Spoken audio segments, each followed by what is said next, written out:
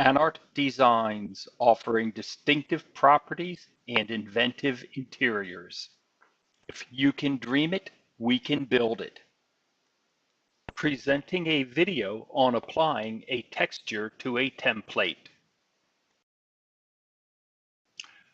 Greetings! Welcome to our little instructional video on how to apply a texture to a template for working up a prop map in RLC. My name is Daerner. I'm with Anart Designs. We, as you know, offer shells for finishing, and this technique is required sometimes to get some of the unusual shapes to have the patterns that you want on them. There are various computer programs that you can use to do it. Many people use Paint Shop Pro or Photoshop. They're good programs. They also cost over $100 each. You can also use a free program, GIMP, G-I-M-P, GIMP, Google it, which can be downloaded from the web at no cost. It may not have all the features, but the price is definitely right. Now, when we perform this task, we're going to use GIMP in our example, and we have three different files we're going to use. We have the template file, first of all, which we use. That has the shape that we want. And in this case, this is an arch, which is a common window that we use, and this will be our example. The texture file has the pattern that we want. This is a texture you would acquire. Maybe it's a wood grain for this or a painted finish, shingles for a roof, whatever. In this case, I arbitrarily picked a texture out of our inventory simply to illustrate the pattern. And then we will create a third working file where we combine these to make the final product that has the texture on the template. Now, the technique we're going to present today is very methodical. There may be shortcuts involved which we do not take. We're doing everything in a very straightforward manner and a very safe manner, because the way we do this, even if you screw it up halfway through, you can't break anything. You can always just erase your working file, go back to the others, and start all over again. Okay, now let's get going. We're going to create our working file. We'll go here, File, a new file, and we want this new file to be 512 by 512. When you work in RLC, it's important to keep your files square in powers of 2, and especially the powers of 2 part. That's how the computer counts, and it loads a lot faster, and you have a lot smoother motion. Typically, we'll use 128 by 128, 256 by 256, 512 square, or 1024 square. 512 is a very popular size. It works well in a variety of applications, and that's what we're using now. Okay, and because we're going to be loading different files in here onto layers, we want to keep track under Windows, Dockable Dialogues, Layers, gives us a little window where we can keep track of the layers that we're working on.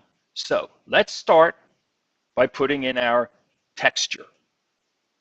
Now, when we look at this, we'll notice it's not square, it's not 512 by 512. So we want to change that. We're going to go to Image, Scale Image, and we see, in fact, here that it's 513 by 280. And this little chain here means that they're linked to keep the proportion. If we change one, it'll change the other. We don't want that to happen. So we break the link by clicking it once. And now here we go to change this to 512 by 512, scaled, and we can see how that's nice and square and just the right size. So we're going to load this into our working file. We'll select the entire image, edit, copy, come over to this file, edit, paste as a new layer. We arrange things in layers. Think of them as sheets of paper lying on top of each other. Some of them have cutout shapes in them, like stencils, and we use the assembly to get the finished product which we want. Next, we need our template file. So we're going to come over here. We're going to select all of it.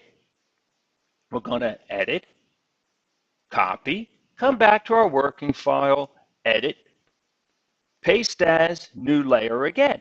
And we can see we have them layered on top of each other. And if we look up at our Docker window for the layers, we can see the individual layers. We have a background layer, which is the default it comes with. We won't need that.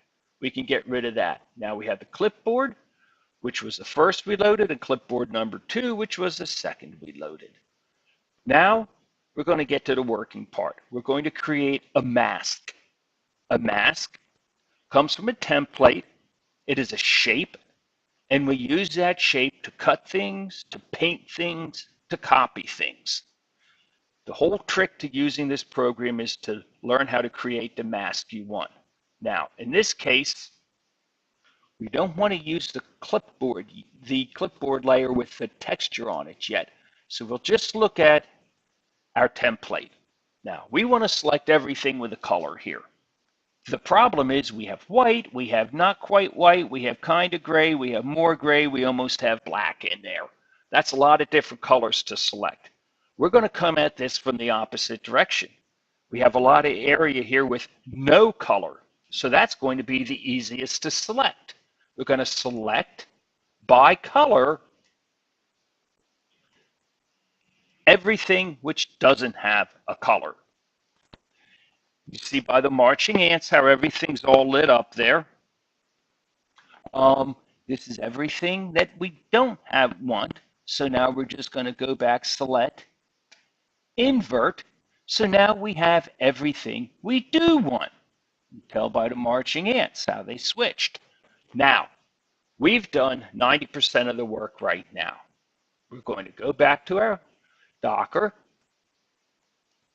Let us see the layer that we want with the texture on it.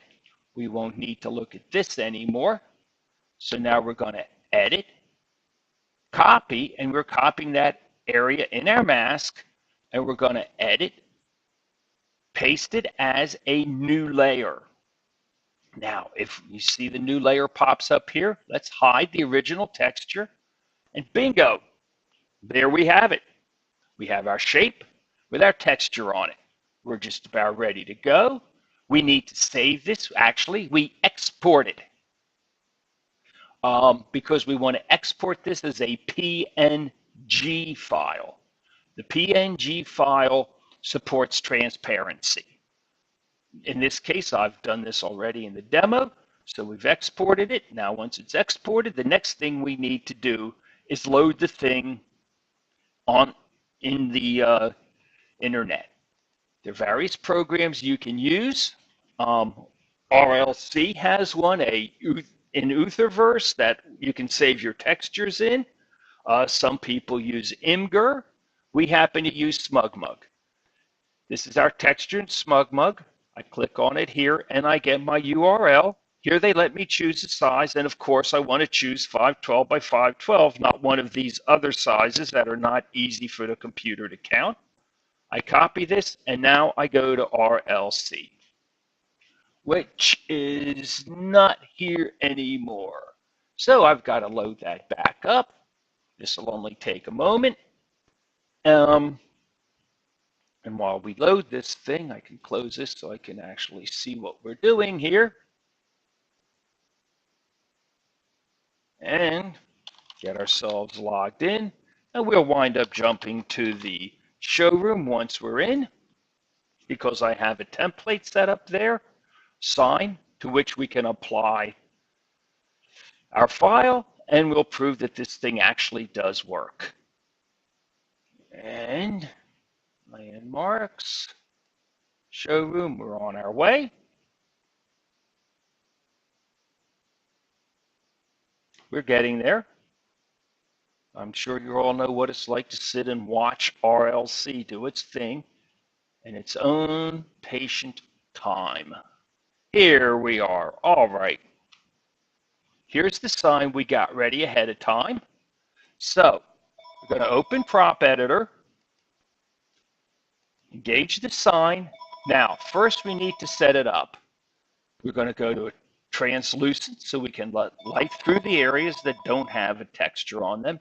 But now the default is 0, which makes absolutely no sense because with the translucent, we're saying that we're going to pass light, but then we're telling it to pass no light, and that confuses the daylights out of the machine. The legitimate values for this are 0 to 255. We use 128 typically. It splits the difference and it works well in the vast majority of cases. Now we're ready for our texture. We will load it as a cached web image, and we have that picked up from before and set the caching to forever.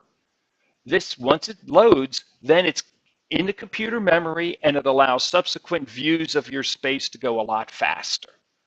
We've created what we want. Here's our finished product. We thank you all for your patience and your interest. If there's anything we can do to help you, feel free to contact us. I'm Dariner of Anart Designs. Thanks again and take care. Bye now. Anart Designs, offering distinctive properties and inventive interiors. If you can dream it, we can build it.